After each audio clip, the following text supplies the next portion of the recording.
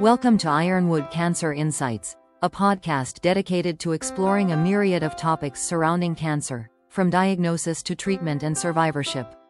Episode 8, Transgender Breast Health, with breast surgeon, Dr. Andrew Brown. Hello and welcome back to Ironwood Cancer Insights. My name is Delaney Fama and I'm here with our breast surgeon, Dr. Andrew Brown. Thank you so much for joining us today. Today we're going to be going over breast health within the LGBTQIA plus community and how it affects them and how we can help navigate that. Perfect, thank you. To get started, let's talk about exactly what gender identity is and some of the key terms. Sure, so understanding the basic concepts of gender identity and just basic terminology associated with the transgender population is very important to really cultivate a respectful and inclusive patient-provider relationship.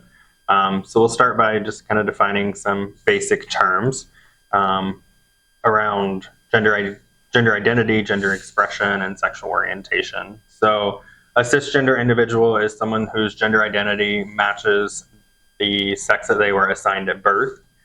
Gender dysphoria is a situation in which one's gender identity doesn't necessarily match the sex that they were assigned at birth.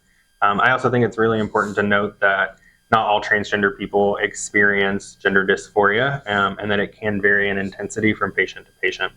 Non-binary is a term that is used for gender identities where an individual's gender identity does not necessarily conform to the traditional binary categories of male and female. Non-binary individuals can identify as a combination of genders, as neither exclusively male nor female, or even as a gender that is entirely separate from male and female. Gender fluidity is a term used to describe gender identity that can change over time or even in different circumstances. A gender fluid person may feel more masculine, more feminine, or even androgynous at different times, or they may feel a mix of all genders kind of simultaneously. And then transgender is an overarching term for people whose gender identity differs from the sex that they were assigned at birth. So a person that was assigned male at birth and identifies as a female, we consider that to be a trans woman, trans feminine, or male to female patient. And then on the other hand, a person who was assigned female at birth but identifies as male is considered either a trans man, trans masculine, or female to male. What is the impact of the transgender population on the healthcare system? Yes, so unfortunately this is a very data poor area with science and surgeries really developed over the course of like the last 20 years or so.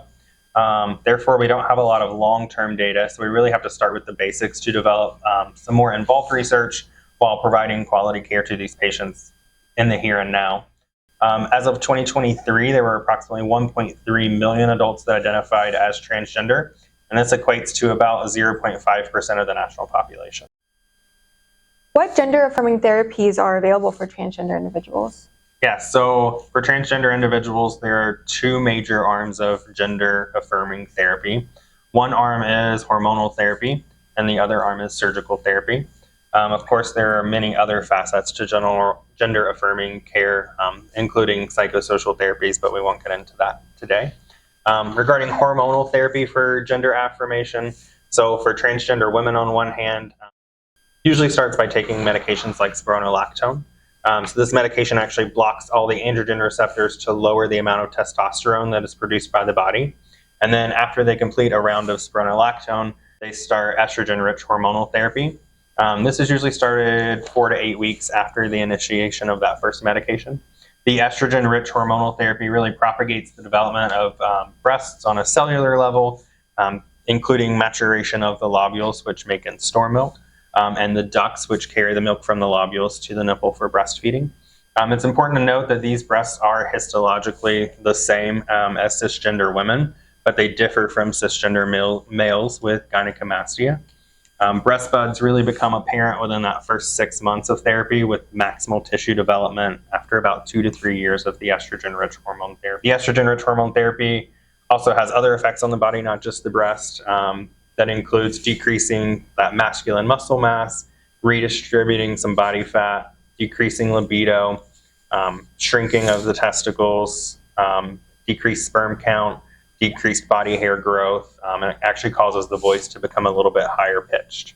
On the other hand, for transgender men, Their hormone therapy typically involves taking testosterone. This causes cessation of their menstrual periods and decreases the amount of estrogen that the ovaries are producing.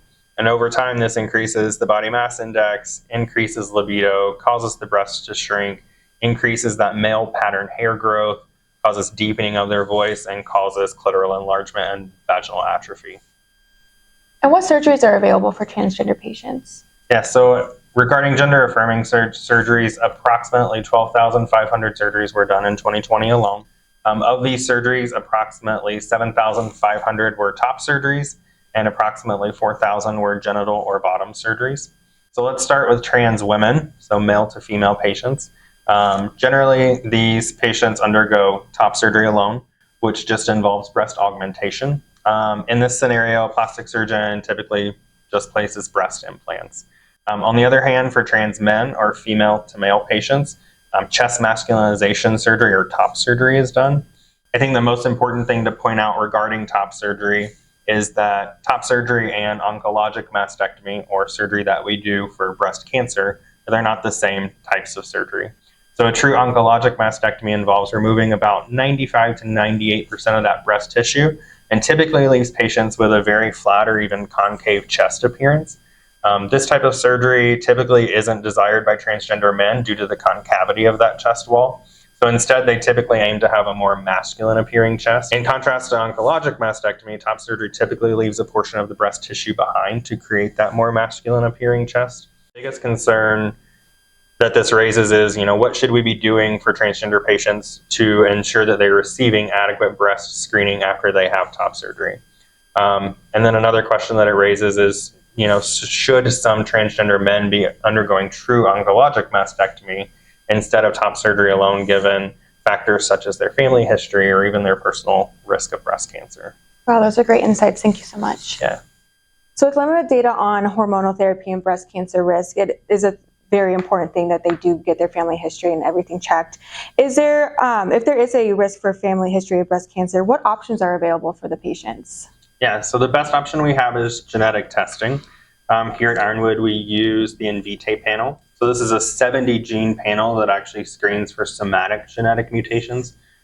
These panels tell us if patients are at an increased risk for lots of cancers, including breast cancer, ovarian cancer, pancreatic cancer, prostate cancer, and many others. So there are three basic outcomes for genetic testing. One is a negative result, meaning that the patient doesn't have a genetic mutation. A positive result, meaning that the patient does have a genetic mutation that we may act upon. And a third group called a variant of unspecified significance, or a VUS. A VUS just means that the patient's genetic makeup is slightly different from the overall population's genetic makeup. However, this change in genetics is not associated with an increased risk of cancer. And our genetic counselors really follow these VUSs and make sure that they haven't been upgraded. So given the results of the patient's genetic testing, we have the ability to refer them to genetic counselors who can formulate a full family pedigree and discuss personalized risks with the patients to help them make more informed decisions about their surgical planning. And I also think it's important to have a discussion with a breast surgeon to really discuss the oncologic mastectomy prior to proceeding with top surgery, especially if that patient has an increased family history of breast cancer. And we often pair with a plastic surgeon to reconstruct the chest wall and to provide that masculinized chest aesthetic. So for example, if a patient had a positive genetic screening and they underwent top surgery, are there any recommendations for post-surgical breast cancer screenings? Yeah, so there are actually many suggestions on post-surgical breast cancer screening in the transgender population. Organizations like UCSF Center for Excellence for Transgender Health, the Fenway Health Group, the Canadian Cancer Society, and the Susan G. Komen Foundation have all made recommendations regarding this topic, but they aren't very specific, and there's really no consensus among the groups. I believe that the best and most detailed recommendations come from the American College of Radiology. They released appropriateness guidelines in 2021 that really delineate each scenario and give recommendations on what should be used to screen these patients. The majority of my research and fellowship actually focused on provider knowledge base regarding breast health and transgender populations.